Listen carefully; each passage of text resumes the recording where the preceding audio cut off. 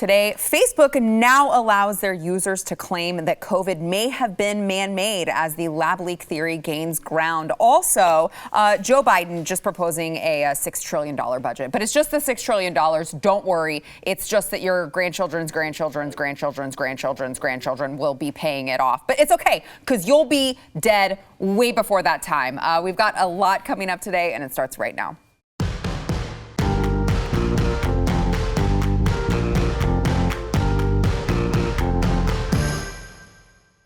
Welcome to the News and Why It Matters. I'm Sarah Gonzalez, today joined by my friends, BlazeTV contributor Eric July, back in the house, and also Sydney Watson, political commentator Sydney Watson, not YouTuber. I'm trying to, everyone who I know who also is on YouTube, I'm like, I can't just say YouTuber because I feel like that's rude. Makes me feel like Jake Paul when you say that. And then I go, do I also film like, you know, dead bodies and things like his brother? I hope Probably not. It's not usually my go-to. I hope not.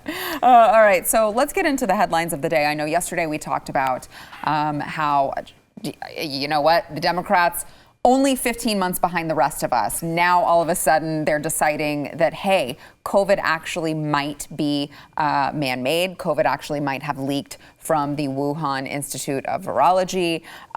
It's just that, you know, it's things that we've been saying this entire time. But places like Facebook, in particular, were deleting these claims, calling them misleading. And, you know, this was back in February, it had announced that it had expanded the list of misleading health claims that it would remove from its platforms, including those that were asserting that COVID-19 was man-made or manufactured. And now all of a sudden, they've decided, oh, well, the Biden administration has told us that that might be a possibility, so we're going to remove it from our list of things that you are not allowed to say on Facebook. I mean, we're talking, people got deplatformed for this, they got banned for this, people were silenced, doctors were silenced, we were told that we were not allowed to listen to them, and I'm sure, I don't know if either of you experienced this, but I'm sure people got strikes on YouTube because of it, and now all of a sudden, well, the Washington Post says that this theory is suddenly credible, that this virus may have leaked from a lab. But now, on top of that, now you are allowed to claim that COVID may have been man-made. It's incredible. It's only 15 months behind the rest of us. Yeah, I mean, it's just something that, unfortunately, when it came to a lot of these different topics pertaining to COVID-19, they crossed, or rather, there were these ideological, or rather, party lines that they sort of set. Not really, I don't think it went the other way. It was like they sort of set. So it was more of, okay, well, these types of folks, the right, quote unquote, we're taking these positions.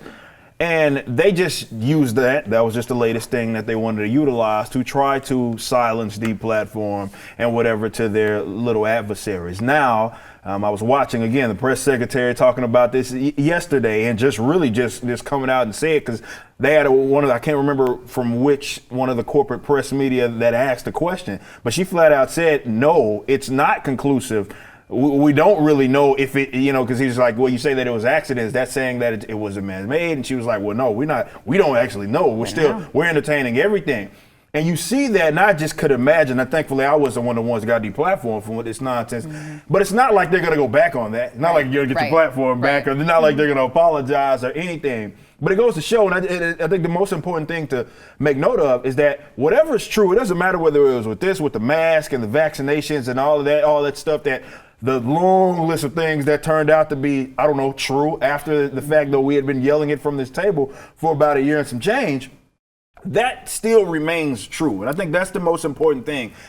Unfortunately, as it presents itself, what's truth to the corporate press and the corporate social media sites is whatever they allow you to say.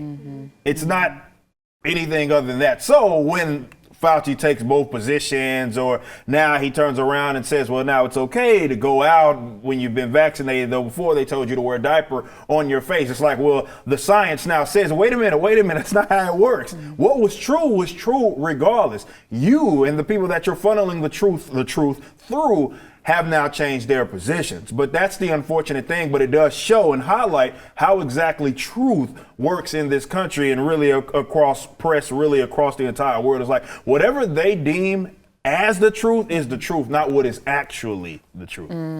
State-sponsored truth. That's what Well, yeah, exactly. No, I mean, I feel like I agree 1,000% with what Eric just said. I mean, I don't have anything to add. I think you summarized it. What I always want to know, what always occurs to me when we do have these conversations, particularly about the social media platforms, is I find it so interesting how they arbitrarily decide and unilaterally decide what is and isn't acceptable in terms of what people can and cannot say. And I always think, like, if there even is a kernel of truth to a piece of information, this is case in point, why would you not want people to investigate that further? Why would you not want people to actually come to the truth of the matter? Or at least, I think that in some cases two things can be true at once. Perhaps, Absolutely. Something started somewhere and ended up somewhere else, and these two things can exist concurrently.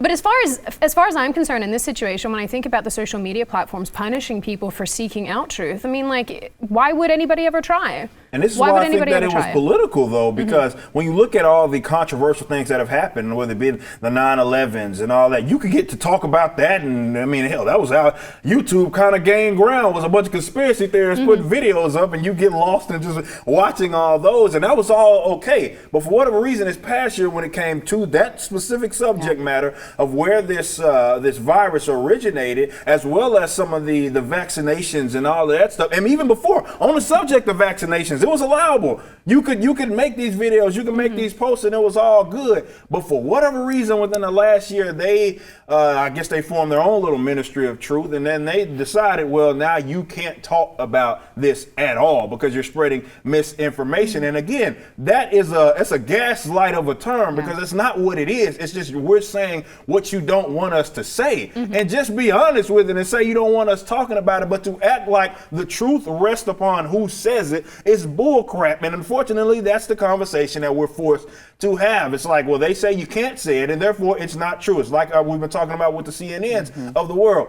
Unfortunately, there are a lot of stupid people in this world who only get their information from that, and it doesn't even exist unless it comes from them. So we may sit here and argue all day long, like, damn, I know we see the reality of the situation. Why can't everybody else see it? It's because they have to be told what the truth is. They're not going to seek it out. It has to come from these sort of authority figures, and if it doesn't, then it doesn't exist. It's like it never happened, no matter what it is that you said, Sarah. Yeah, I mean, it is interesting too, because just to kind of add to the same topic, we talked yesterday about how the Biden administration, it was found out that the Biden administration, once he came into office, they decided to, they were reversing every single thing that Trump did, including launching an investigation into the COVID-19 origin, into the origins of the virus. And then all of a sudden, we read, oh, the Biden administration shut that down. And it's like, so you shut down people's businesses, you shut down people's lives, you didn't allow them to make money to feed their families, you told them that they couldn't go to church.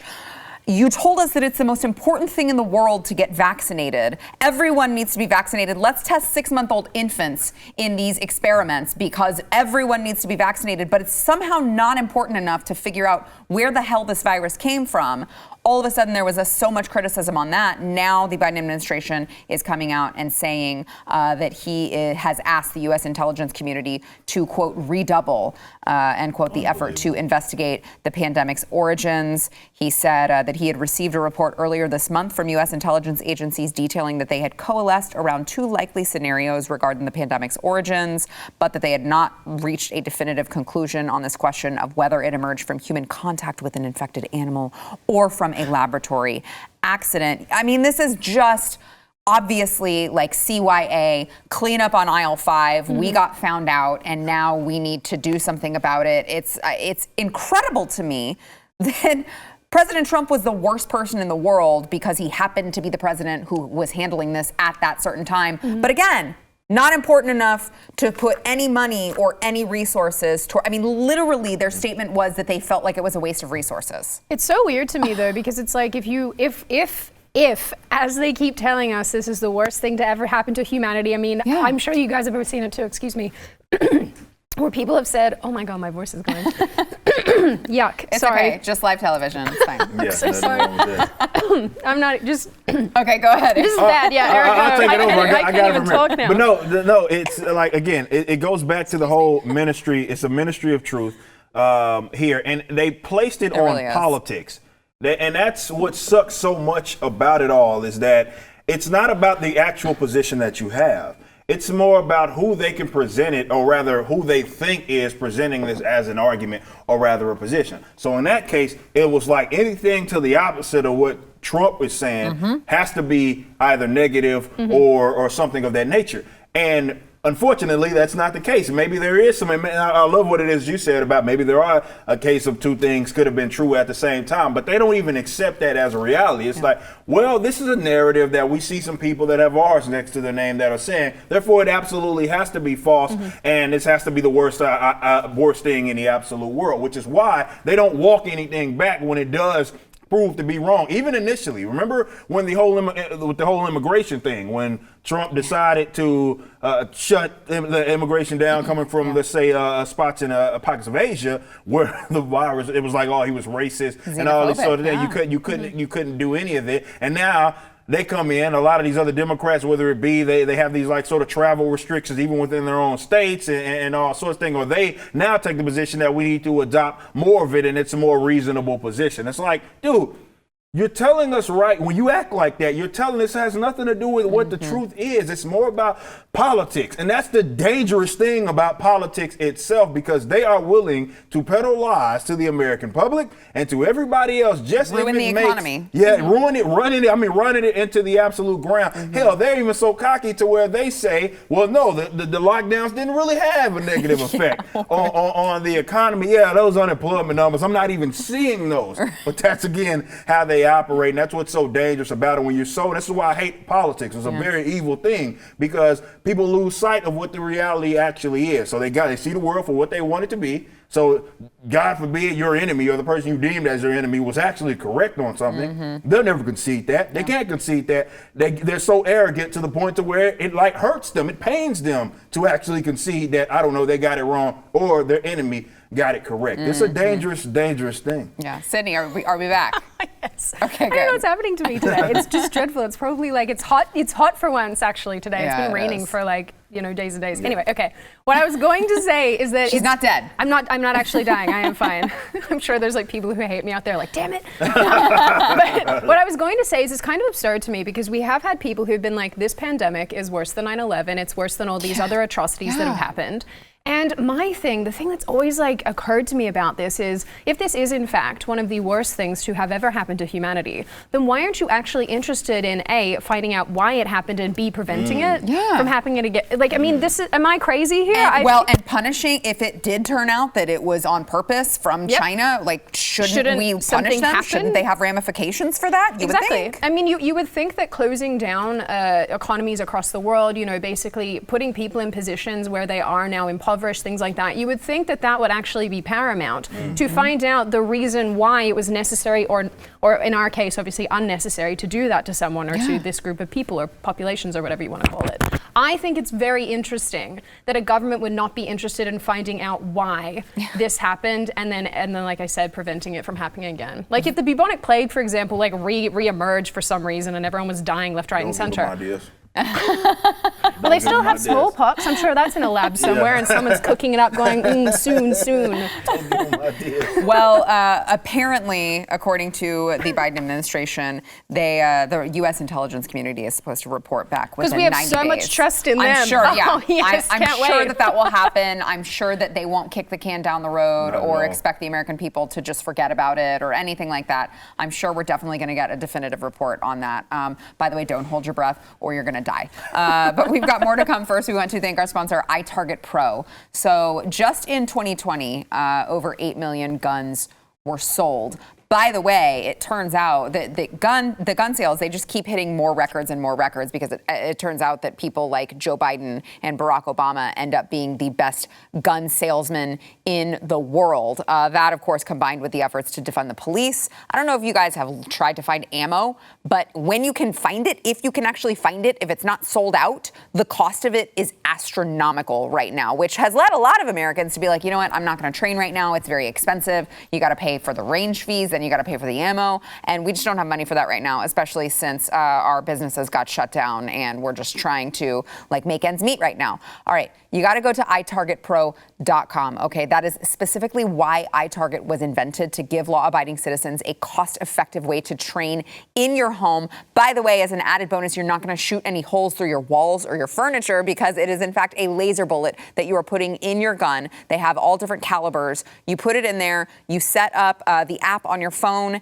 and they have a little target for you, and you can practice dry firing over and over and over again. Now, this is going to be a great way to learn how your gun actually works. Every gun, the pull is different. For instance, I have a 380 at home, and it feels like 10 million years for you to actually pull that trigger all the way. This has helped me immensely. It can help you, and by the way, it pays for itself within the first freaking time because you're going to save that much money from not going to the range and not spending the cost on ammunition. Today, you can save 10% plus get free shipping with the offer code NEWS when you go to itargetpro.com. It is itargetpro.com. Don't forget, Father's Day is around the corner. I'm telling you, Dad is going to love it. If you go to itargetpro.com, 10% off plus free shipping with offer code NEWS.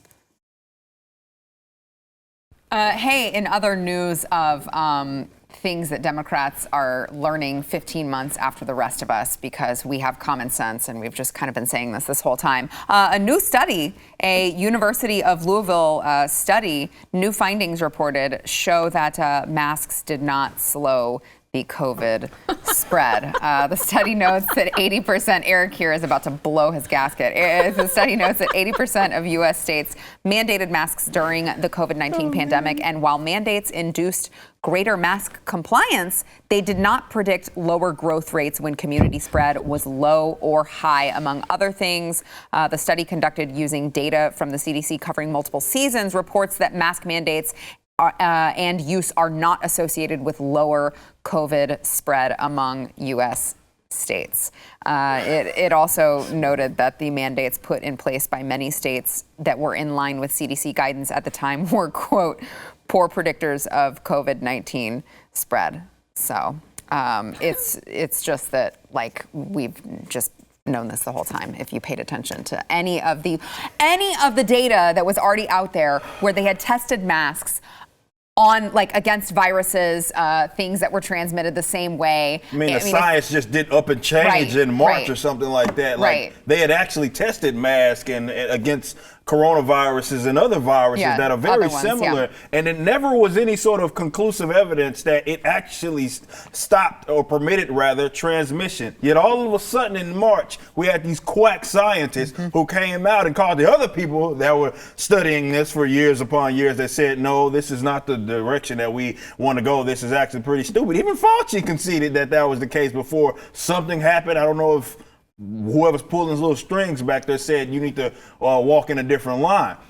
But imagine that right there, that for one, you needed a study. But I don't know if you guys remember. I can't remember. Someone will have to go back to the old show because I remember bringing up the exact study here. And these scientists, epidemiologists, I believe they actually were so itching to come to the conclusion that the mask worked that they came out with a study entirely too early, and it was the whole idea was that, well, mask mandates, that is, equal less of a case rate. And then the cases exploded. And they had to come back and retract imagine the scientists doing that, had to retract the study and say basically, well, considering that some of the numbers went up, we kind of messed up here. It's almost like there was just an agenda, and none of this had anything to do with actual science here. And it's amazing.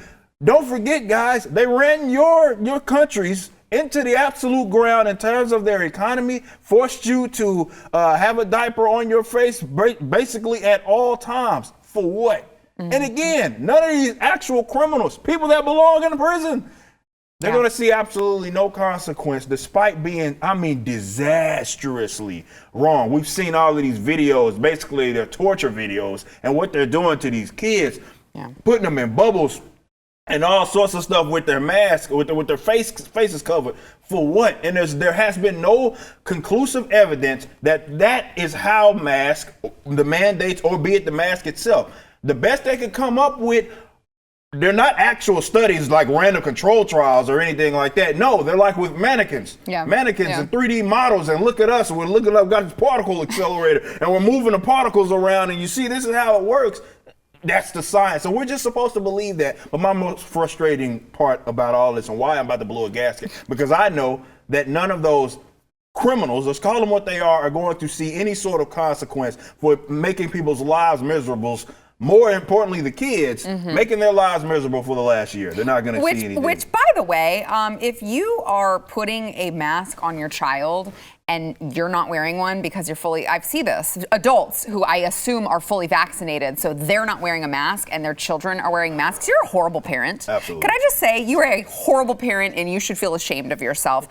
Sydney, also, just to add to this conversation, the current guidance from the CDC is that masks are a simple barrier to help prevent your respiratory droplets from reaching others. And this is what they say: studies show that masks reduce the spray of droplets when worn over the nose and mouth. Well, that's the thing. It's so vague. Studies show that masks reduce the spray of droplets. It's like, what size are the droplets? What, like when worn over the nose and mouth, what kind of mask? When worn over the nose and mouth and not with a beard, maybe? Because if I recall at the beginning of this, they put out this big guideline of this facial hair is not good. That you can't wear this. You can't wear this. You can't wear this. And then all of a sudden it was this blanket statement of everyone needs to wear a mask. And you see these people like with Eric's type of beard, and they're wearing the mask, and I'm like, you big dumb idiot that is not doing anything with that big giant ass beard on your face. Sorry. I remember there was a study by Stanford that came out that basically said all this same stuff, and then people were getting banned from Twitter for reposting it, which was quite humorous and quite sad actually. But it did note in it that people, when they wear the cloth masks, part of the reason why it's so bad is because they don't wash them, and people they continue to, and they're getting bacterial infections. Exactly. So they keep wearing the same mask again and again and again. There's actually no, I guess, cleanliness going along with it. There's no consideration of, oh, maybe I should throw this away. And so that's a big predictor of, and obviously that's just people being stupid, but that's a big predictor of getting more sick.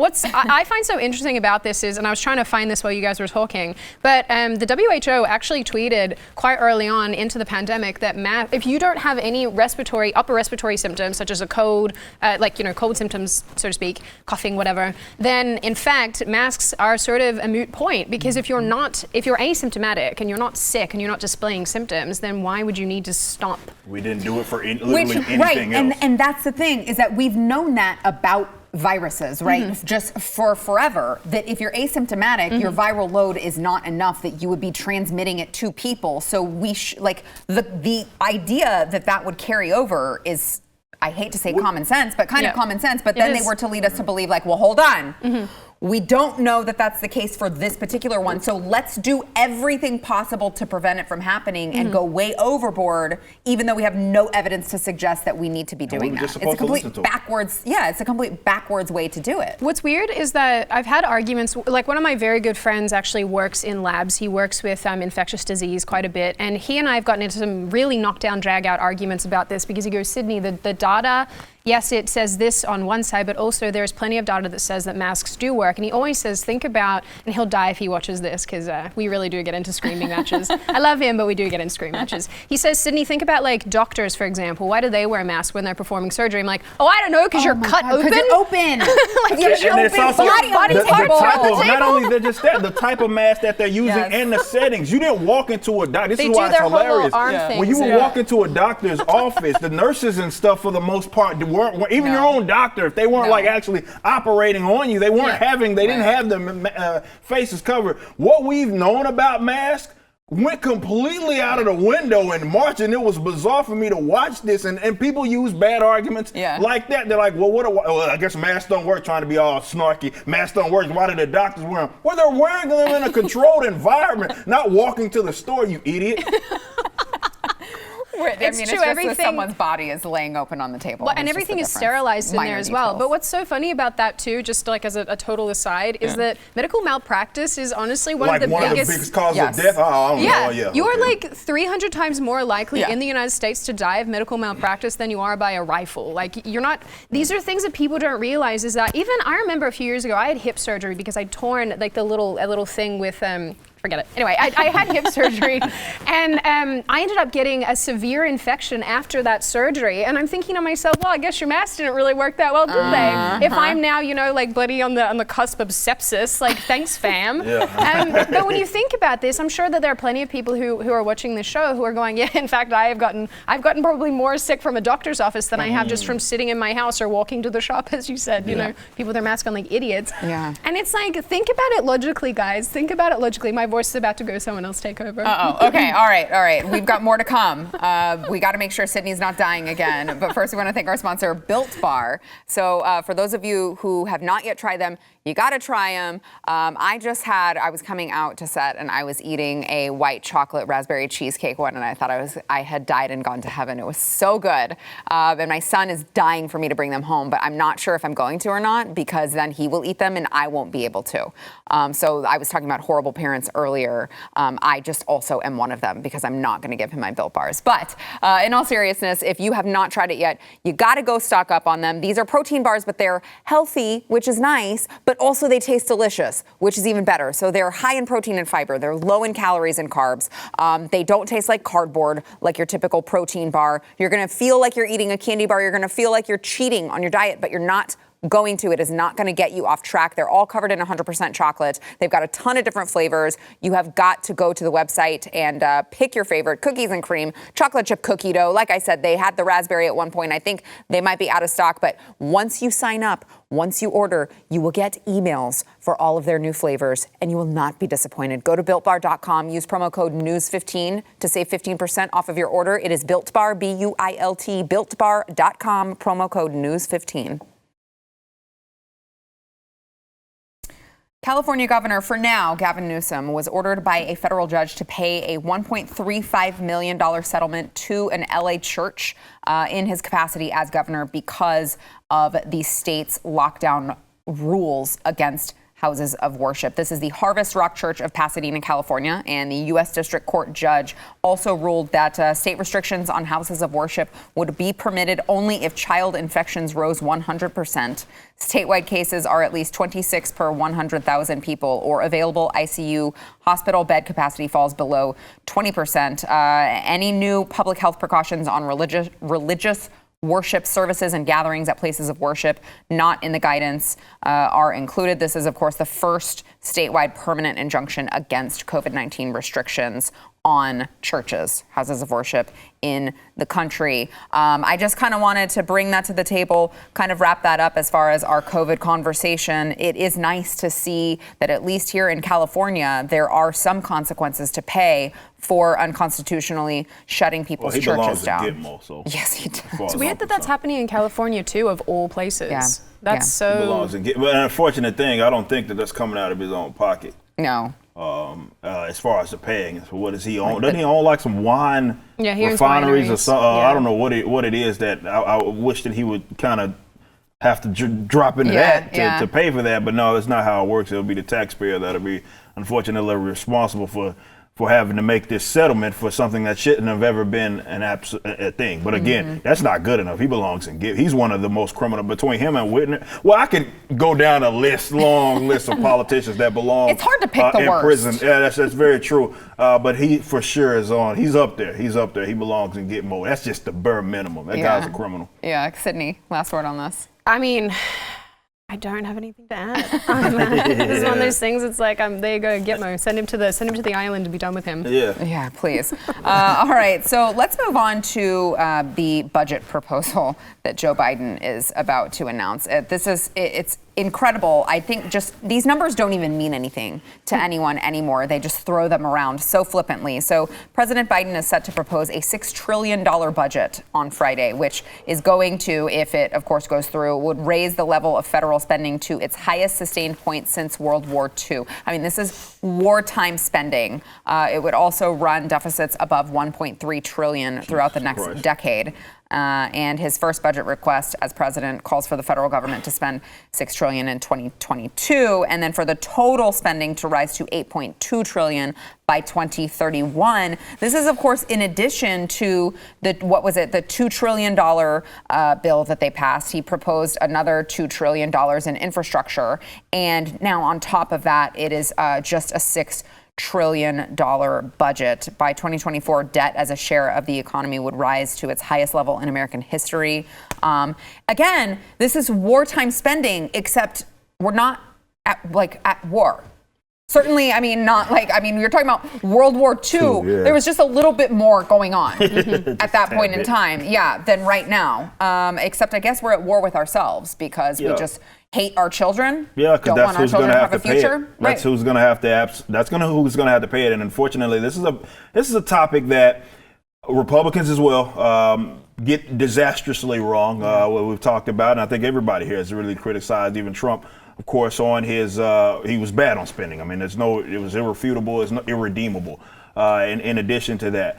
But the fact that people look at, be it the deficit spending or the debt that continues to pile up, and think that is something that's sustainable, or more importantly, that there's going to be no economic kickback, it just goes to show how economically illiterate that a lot of people are that vote, and unfortunately for politicians that end up ruling over you. But in addition to that, you couple that with the Federal Reserve as well as the Treasury working in conjunction and effectively devaluing your money. And the Federal Reserve obviously allows them to do that. The reason why that's such a problem is because you may not feel that immediately. Maybe you're on salary and you've been on the same salary for a couple of years. Effectively, that $40,000 doesn't get you $40,000 anymore. Goods start to rise, and you're like, well, wait a minute, I was making a little more. I thought I was okay, but I'm not okay, well, because be it the inflation or what have you. But they're effectively running the money into the ground. I don't think this is able to be salvaged. I think we have to concede that both the Republicans and the Democrats have just as much to do with this with each other, because they've been utterly terrible on this. They continue to vote for these disastrous spending bills, which is why I'm a proponent of ending it altogether and abolishing that institution, because at this point, it's going to continue to get worse. And again, they're not going to feel definitely the banks, they're not going to feel the brunt of it. It is the American people that unfortunately are going to feel the brunt of it. And more importantly, your kids, because those are the ones because that's whose debt for America. That's whose debt is being monetized here. It's not just that they're spending your money by way of taxation, but when they spend money that they don't have, that's monetized debt. That is future assets of the unborn that they're spending right now. And at some point, they got to come collect. It's so depressing. The way that you articulate this is so depressing. I'm sitting here like, I need a drink. Like, this is. I always think about the taxation that comes from this. So when we talk about this, I freely admit that my comprehension of economics is decent enough that I understand, but it's not, it's not like sky high. I'm like, I'm pretty basic when it comes to all this. But I always think about like how much the taxation will rise in order to meet this, because at the end of the day, it's like you said. Comprehension of $6 trillion, like to actually think about what that means is, I don't even think, I read recently that for an actual human brain to consider that, it's like we really can't, because we get to a point where these numbers are too big that our brains are even like, nah. So, and I even when you say it, I just go, what does that even mean? Like, what does $6 trillion even look like? And so for your average person, I dare say they're probably in the same boat as me, thinking, what is this? And how does that look going down the line? What Eric said is thoroughly depressing, and I totally agree with you. But by the same token, how much are taxes going to be raised here? Absolutely. Who's going to pay for this? Because someone has to pay for this. Well, the same economically illiterate people would just say the rich will finally start paying their fair share. That's how it's paid for. How much of someone else's money are you entitled to? That's always been my question. I mean, when we talk about these things, I was having a meltdown the other day just calculating my taxes, because I was like, I don't understand. Even at like I'm one of these people that's definitely like taxation is theft. I am in that boat a little bit. I've been in that, obviously. Don't get me No. We'll talk about that. We can spend the next half hour of the show talking about that. Let's do it. But I'm like definitely very much in that boat these days where I sort of never used to be. I was like, yeah, taxes definitely have their benefit. There are certainly things that we can do with that. Now I'm just like, oh, if you're going to take, especially by Australian standards, for example, I know that my dad pays around 49 cents on the dollar because he's a business owner. Business is quite successful. He has a ton of employees, etc. And I think, in what world do you work 6 months out of the year for the government? I need someone to explain that to me. In what world should you be working 6 months out of the year for the government? And the other thing that me to death, excuse my language, I know they're going to bleep that, but the thing that me to death about this topic There it is again. is that then the welfare state is the thing that grows from this. Yeah. Yes. I mean, Yeah, at the of course, moment, yeah. think about it. I saw a picture of McDonald's saying we'll give you a free iPhone when you come work for us, after 6 months of working for us. Because, you know what? It's actually incredibly difficult to get people to stop taking welfare benefits when they are in fact better than the money that you would be receiving at an actual job. I've started tipping my DoorDash people at like a much higher rate because I'm like, the fact that you're even working for the pittance that you are, here's $20 because like I feel bad and I respect the hell out of people. Anyway, so I'm totally off topic now. I'm just mad. I hate this topic. It makes my blood pressure rise. That's what the spending is welfare statism. Like let's make it abundantly clear. These are things that the government should not have any business being in, and they unfortunately have monopolized, and then they're stealing money from you and future generations to pay for it, when it would be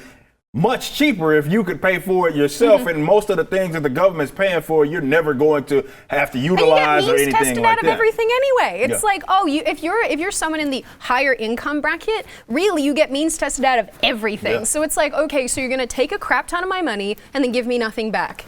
Cool, very cool, thanks. Well, it's very also, cool, Kanye, thank you. I love that the Biden administration, they've already come out and said, well, we're not going to tax anyone that makes families making less than 100. I forget what. No, it was like it's first 400. They're starting to slide their way on down. Right? The number goes from $1 million to 400,000, 300,000. It's like so whatever. arbitrary. I can guarantee you, it's not just going to be those people. It's going to be all of you.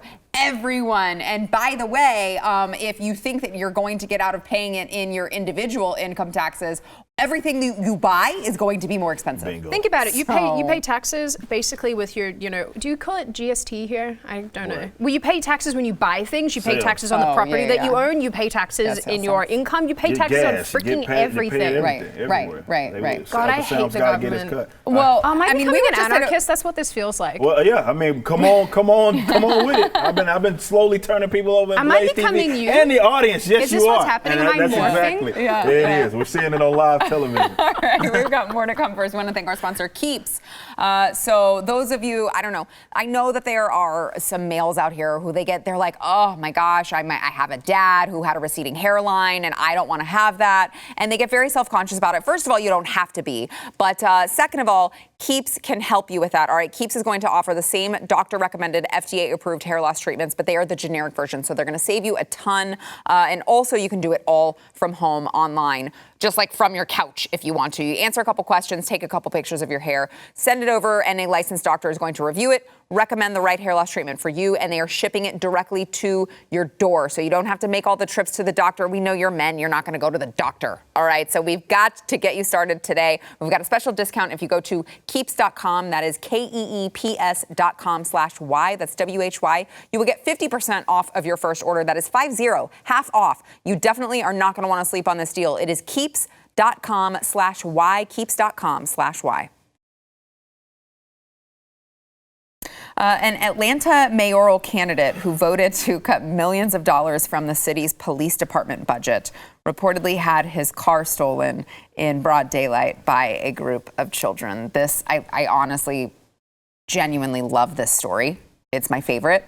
City Council member Antonio Brown. He had just arrived at a ribbon cutting ceremony and jumped out of his white Mercedes coupe, which features a keyless ignition, and was chatting with another community leader. And 4 children, no more than 11 or 12 years old, the youngest possibly 6 or 7, walking around a nearby store, jumped in his car. They tried to open the door to get him out of the car. They fought, and the 3 other kids were trying to figure out how to get in the car, and they started to hit the gas.